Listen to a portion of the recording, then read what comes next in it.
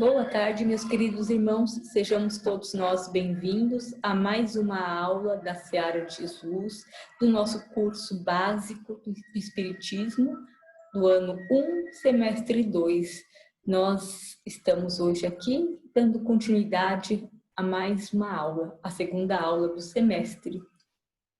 Então, eu vou pedir para que a gente possa tranquilizar um pouquinho a nossa mente, fechar os nossos olhos, elevar o pensamento e pedir ao nosso Pai Maior que nos envolva, nos acolha com todo o amor para que possamos receber estes ensinamentos hoje aqui com todo carinho e que a nossa expansão da mente e da inteligência possa ocorrer.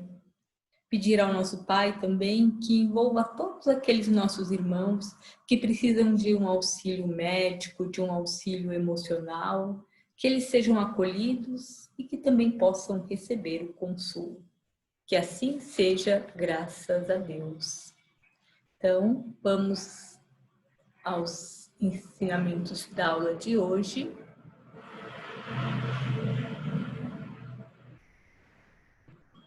Aula 2, na primeira parte a gente tem a parábola do trigo e do joio, que é a parte evangélica. E na parte 2, o espiritismo e outras doutrinas espiritualistas. E para a gente começar essa parábola, eu vou passar um videozinho. Só quero relembrar que na aula anterior, o Hugo nos colocou o Espiritismo como consolador prometido. Ele veio nos mostrar que quando Kardec organizou essa codificação, esses livros, ele nada mais fez do que ouvir, acolher e fazer um discernimento dos ensinamentos que os espíritos passavam, principalmente baseado no quê? Nos ensinos de Jesus. Por isso, cristianismo redivivo, que é a gente resgatar o evangelho de Jesus como foi no princípio, porque com o passar do tempo a gente acabou deturpando, modificando, e o objetivo agora é que com a humanidade um pouco mais esclarecida, o espiritismo possa nos fazer compreender e tirar o véu de algumas coisas que não nos era permitido ainda compreender, mas que agora já temos uma condição melhor para entender. Então, a primeira parte, a parábola do trigo e do joio, vamos ao videozinho.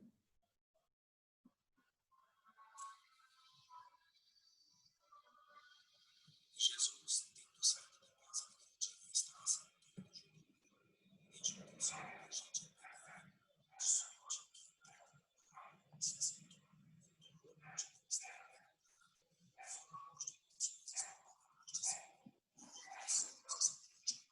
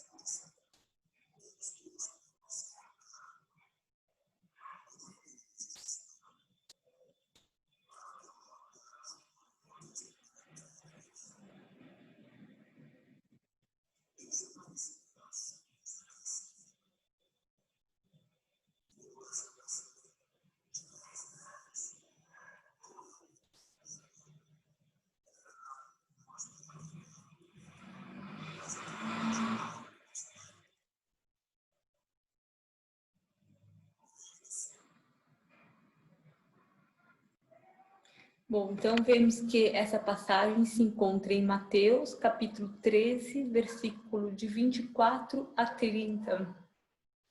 Jesus usa para nós, enquanto humanidade, lá os assistidos por ele, a forma simples de alegoria com as histórias do dia a dia. E a agricultura, como sendo de suma importância, principalmente naquela época, que era o principal meio de subsistência, tem um papel importante. Quando a gente ouve falar sobre o trigo e o joio, às vezes a gente erroneamente até comenta a parábola do joio e do trigo. Por que a gente deve se atentar com o nome trigo e joio? O palestrante Haroldo Dutra Dias, ele vem fazer um comentário, um estudo dessa parábola, chamando a atenção justamente para isso. Por que primeiro o trigo?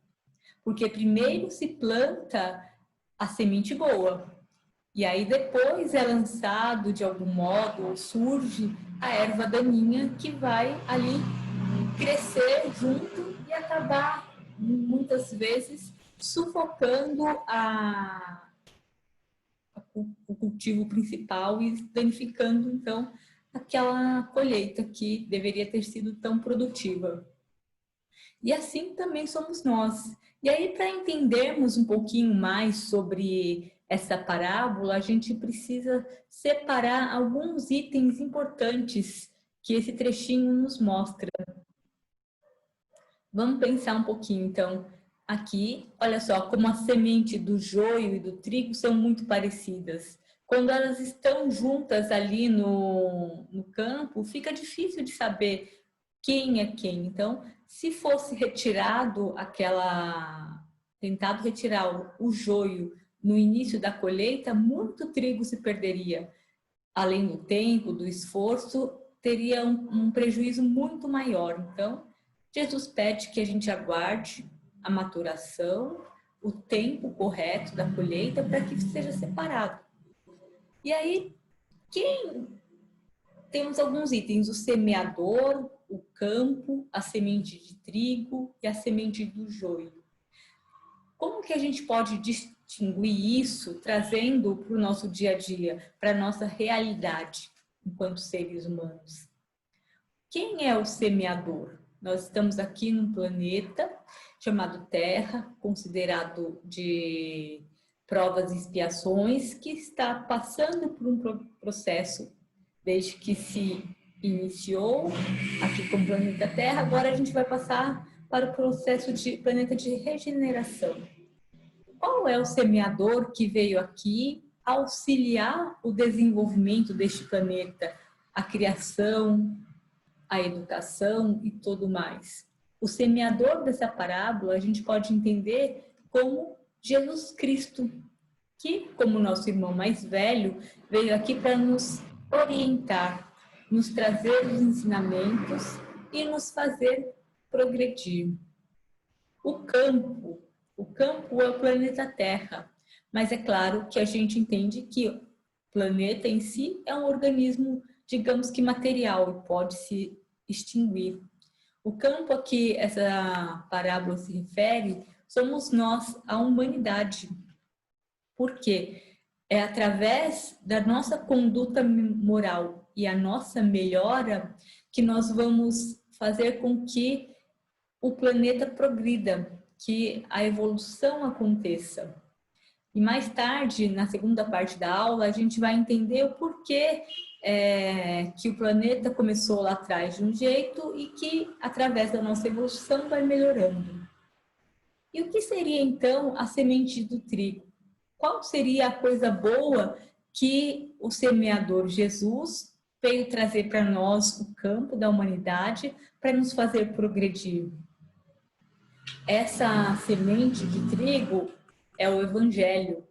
E a gente tem que lembrar que o Evangelho que ele nos trouxe não foi um Evangelho escrito. Ele não deixou uma palavra escrita. Ele não pegou um livro e falou assim: agora anotem aí que eu vou passar a descrição.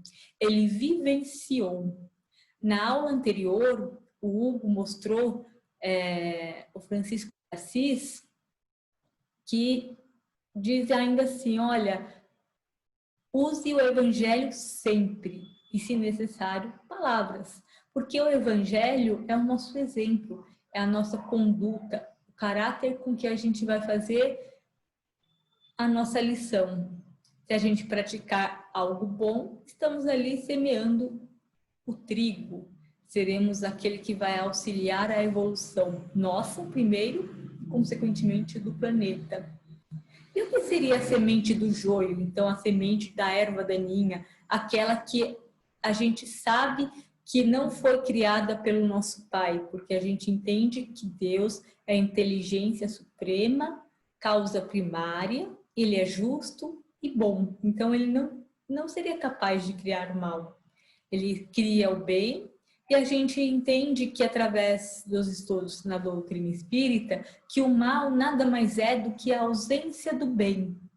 E essa ausência do bem vai nos tornar aquela sementezinha do joio, que são as nossas vicissitudes. O que são vicissitudes?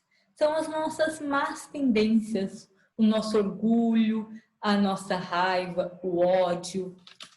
Faz com que a gente muitas vezes perca a oportunidade de apreciar o que é de bom, como disse Jesus a Marta, que ela aproveitou o que tinha de bom. E nós?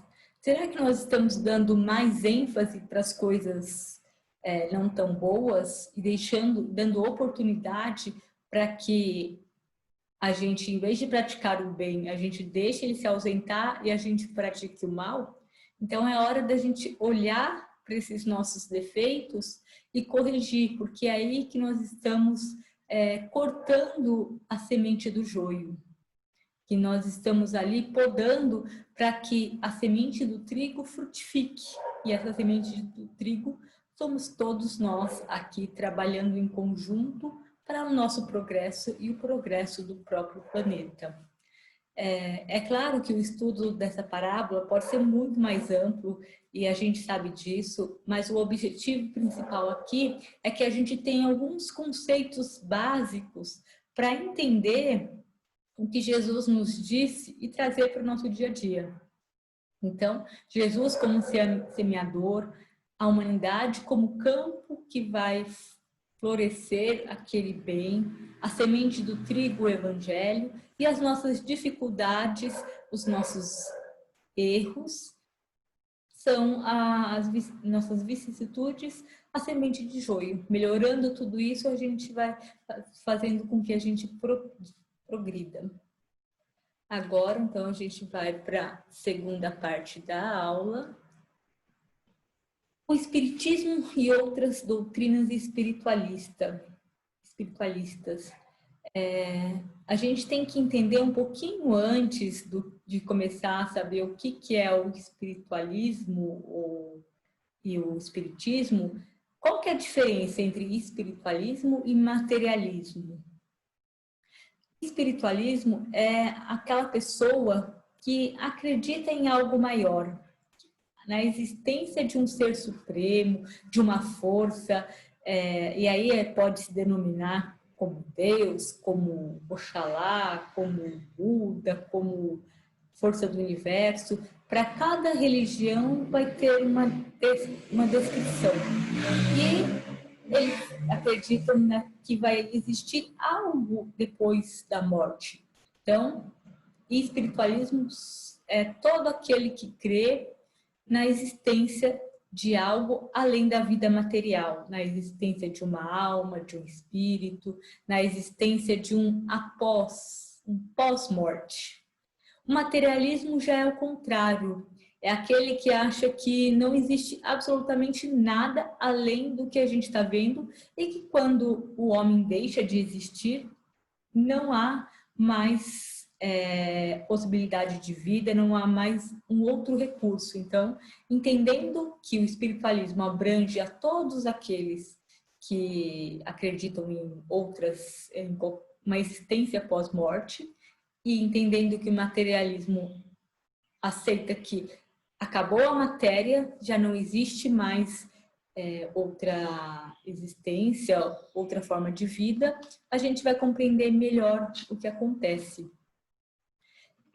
Seria quando a gente começa a raciocinar, e é isso que a gente acha muito interessante e importante no Espiritismo, porque ele nos permite e nos dá a chave para a gente buscar, fazer as nossas perguntas, como se daria a evolução do ser humano se para cada nova existência, ou melhor, para cada ser que nascesse aqui, por exemplo, um bebê, a gente tivesse que aprender desde o zero o comportamento, a evolução.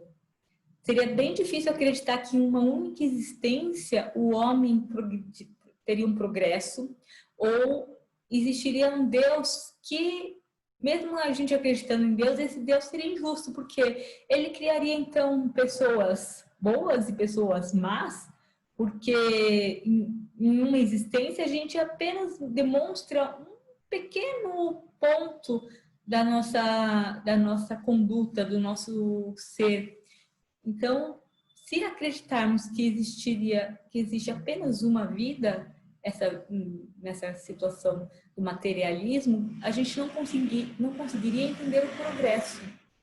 E vemos, muitas vezes, em muitas ocasiões, bebês, crianças que já desenvolvem aptidões que não são possíveis ter com aquela idade, quando a gente estuda o comportamento, a cognição, o desenvolvimento do cérebro. Com 2 ou 3 anos, ela não teria capacidade para falar tantas línguas, outras cantar, tocar instrumentos, ou então aprender coisas que ainda não estão ali naquele tempo de maturação para o corpinho dela desenvolver.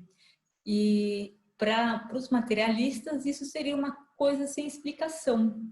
Quando a gente começa a estudar um pouquinho mais o espiritismo, a gente vai entendendo esse mecanismo de progresso, de acúmulo de informação que a gente vai trazendo ao decorrer das nossas existências, e que em alguns casos a gente acaba tendo uma recordação, alguma intuição e lembrando disso. Não é raro, mas também não é comum que a gente traga todas essas aptidões tão salientes, mas através dessa evolução a gente chega aqui num momento para aprender um pouquinho mais e ajudar aos outros a progredir. Então, compreendendo essa situação do espiritualismo e o materialismo, a gente vai para o outro item, que agora a gente começa a entrar no espiritismo. Hippolyte Léon Denisard Rivail, conhecido como Allan Kardec, que foi o codificador dessa doutrina. Ele não é o criador do espiritismo, ele apenas organizou de forma metódica os ensinamentos que os espíritos vieram nos transmitir, tanto que ele não quis usar o seu nome original, porque ele foi um educador muito famoso na França. Ele estudou com Pestalozzi, desenvolveu livros, e ele não queria usar do nome dele para mostrar essa nova doutrina. Então, ele acabou utilizando o apelido de Allan Kardec, e ele vai fazer uma definição. Vamos entender primeiro o que é o espírita e o espiritismo. Espírita, a gente tem que lembrar que é diferente de espírito. O espírito, ele é o quê? É o ser, é a inteligência que o nosso Pai criou. Somos todos nós. Quando a gente começa a desenvolver o livre-arbítrio, a gente passa então a ser um espírito com E maiúsculo. Por quê? Através do livre-arbítrio a gente já tem a capacidade de discernimento.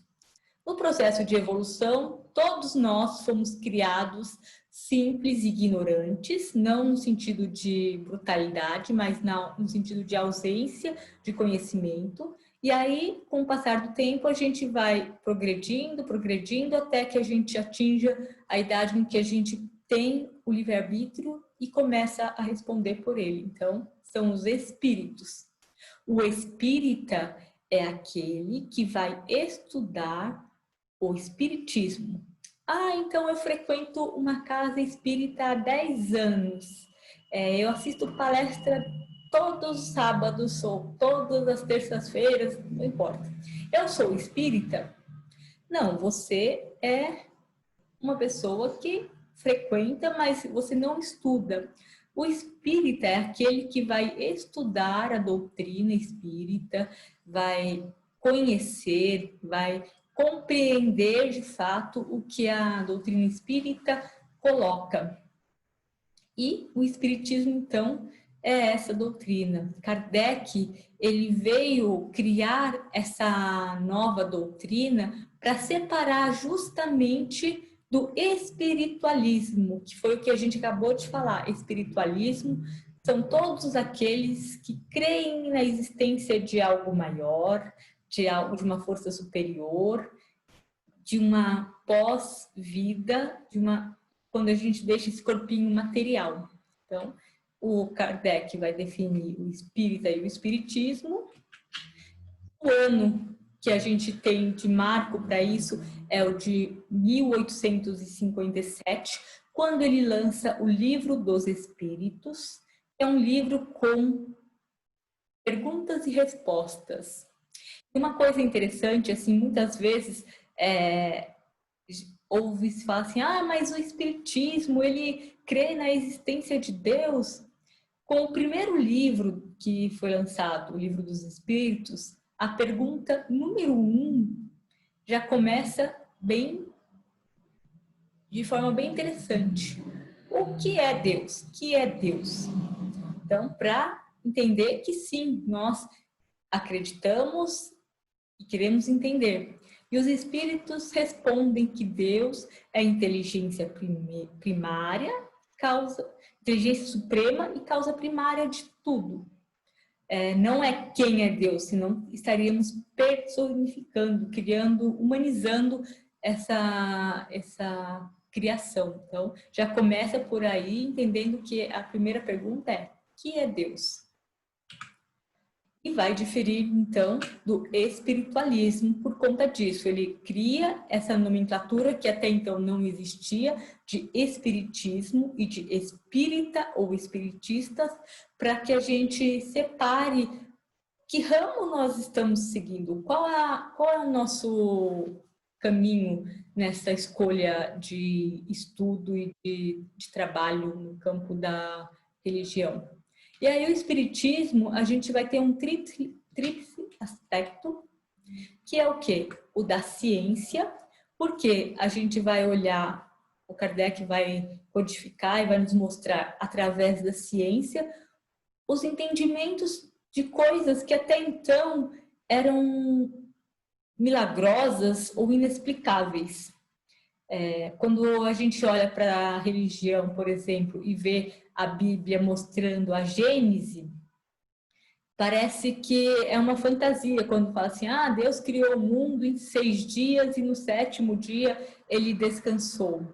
E a gente, com o desenvolver da ciência, da nossa ciência que a gente conhece hoje, a gente sabe que não foi desta forma, que foram milhares de anos desde da criação da junção do planeta, da organização em forma de esfera, aquecer, esfriar, criar os primeiros organismos até chegar onde nós estamos. E através da ciência, Kardec vai estudar esses fenômenos e nos dar uma orientação com base no quê? Na ciência. Por isso que a gente fala que o espiritismo também é ciência. Ele vai também nos pautar através da filosofia. E o que é a filosofia? Filosofia é o nosso modo de encarar a vida. Quando a gente se questiona de onde eu vim, por que eu estou aqui, por que existe a diferença de inteligência, de rico e de pobre, como posso melhorar, como posso existir de uma outra forma. Esta é a filosofia e a gente vai compreendendo que com estas perguntas nós vamos, através da doutrina espírita, esclarecendo. Quando a gente estuda a reencarnação, quando a gente estuda o processo de evolução dos mundos, dos planetas, A gente entende que o progresso ele vai acontecer muitas vezes através de algumas dificuldades, mas que com a oportunidade que elas nos dá, a gente vai progredir. E a religião, que é o quê? A nossa conexão com o plano superior.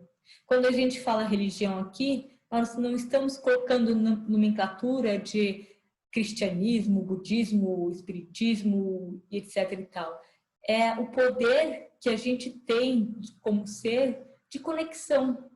A gente vê muitas pessoas que não têm, se denominam ateus, mas acreditam no sentido de existir uma coisa maior e de se conectar com o Criador.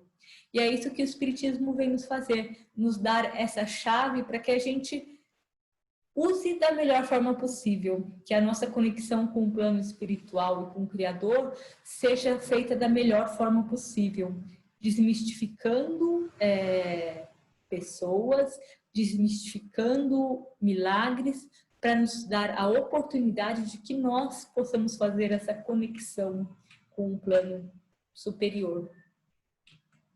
E os princípios básicos do Espiritismo são 5. E a partir deles, a gente vai então começar a fazer uma conexão entre o que a gente vive e os fundamentos. Porque se não tivesse essa conexão, não teria nenhum sentido o que a gente chama de espiritismo como ciência e como filosofia. Talvez ficássemos flutuando ainda no mundo de religiosidade sem conexão. Então, agora a gente vai para o primeiro item, a crença em Deus. E como foi falado agora em pouco, no livro dos Espíritos, a gente já vai ter a primeira pergunta, que é Deus. Então, já sabemos que ele existe, já sabemos que ele é a inteligência suprema e causa primária. Então, isso não é dúvida, não existe nenhuma dúvida quanto à crença em Deus, em relação no Espiritismo com relação a isso. Segundo item, a imortalidade da alma. Para algumas religiões, para alguns conhecimentos, talvez pareça que quando a gente deixa o nosso corpo físico, a gente vai para um céu, ou vai para o inferno e fica lá para toda a eternidade. Para outros, essa alma acaba se diluindo e voltando para o universo e se incorporando com o resto da matéria ou princípio inteligente. E a gente vai entender que essa alma que a gente denomina aqui no Espiritismo como o espírito encarnado não tem fim. Ela foi criada e a gente não tem condições de saber quando Deus criou uma alma, um espírito. A gente só sabe que ele continua a criar sempre. E uma vez que é criado o espírito, ele só tem a progredir. Então, a cada nova existência terrestre, planetária, que ele encarna, seja aqui no planeta Terra ou em qualquer outro planeta, depois a gente vai entender um pouquinho melhor, a gente vai ter a oportunidade de progredir. A gente não regride, o espírito não tem como algumas religiões possam acreditar que, por exemplo, eu cometi um crime bárbaro, então, quando na próxima reencarnação eu vou voltar como um lobo, por exemplo. Não, isso não existe. Nós sempre evoluímos. O que pode acontecer é estacionar, eu prejudicar tanto a minha evolução que eu não consigo, eu paro o progresso, eu não consigo ir adiante, mas eu não posso regredir. Como Deus é bom e misericordioso, ele nos deu essa condição. A gente pode estacionar, mas a gente não pode regredir. E a alma, uma vez criada, ela sempre vai progredir um pouquinho mais rápido, um pouquinho mais devagar. Aí isso vai depender do quê? Do nosso livre-arbítrio.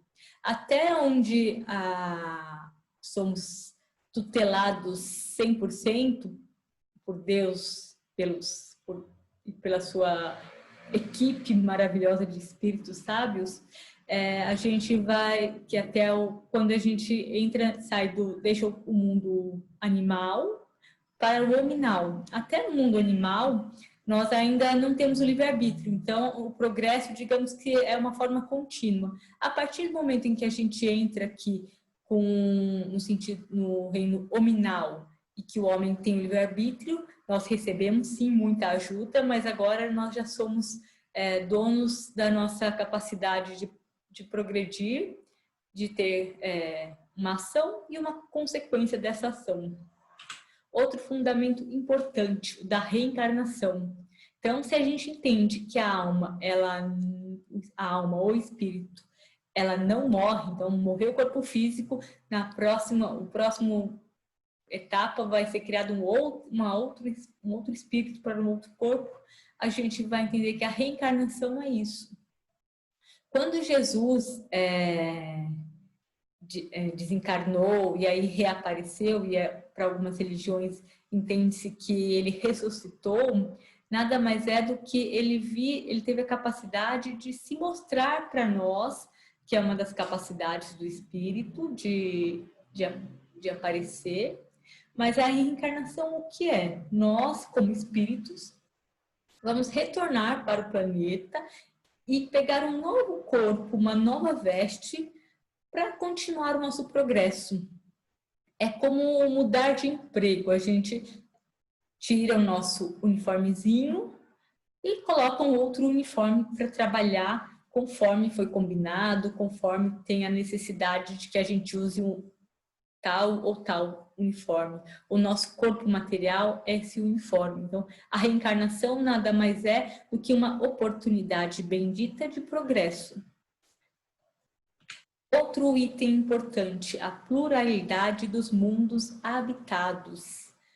No Espiritismo, a gente entende que Deus cria sempre e que nessa infinidade de universos que a gente conhece, tantos bilhões e bilhões que a gente nem tem noção, não seria possível existir sem vida. Seria imaturo pensar que só o planeta Terra teria vida ou algum tipo de inteligência. Então, a gente compreende que todos os mundos são habitados e em cada mundo vai ter uma qualidade de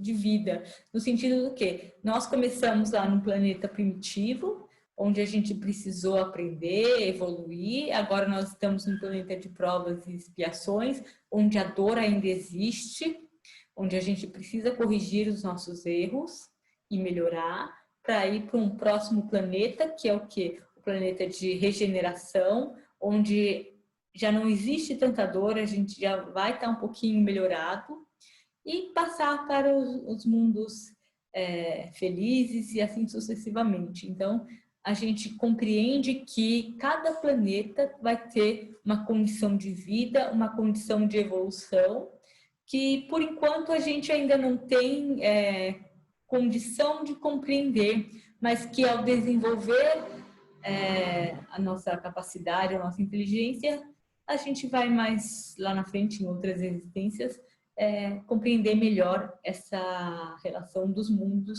habitados, a pluralidade. E, por último, a comunicabilidade com os espíritos. Bom, a gente precisou compreender o que é o espírito, que então é uma inteligência que tem uma capacidade de discernimento, foi criado por Deus e que ele não morre, por isso a imortalidade da alma. Se o espírito não morre, seria então estranho se a gente não tivesse, quando a gente deixa esse corpo, não tivesse um meio de comunicação. Como o Hugo falou na aula anterior, aqui é uma pálida noção da existência do mundo material, do mundo espiritual, desculpa. E, então, claro que temos essa oportunidade, e não é exclusividade do espiritismo de forma alguma. Essa comunicação sempre existiu e sempre existirá.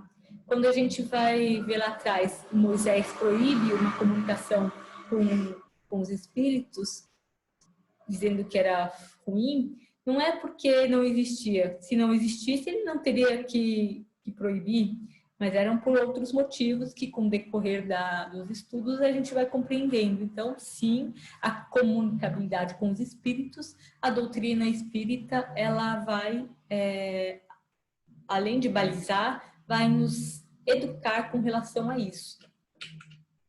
E os livros que foram feitos da codificação, ou conhecidos como Pentateuco.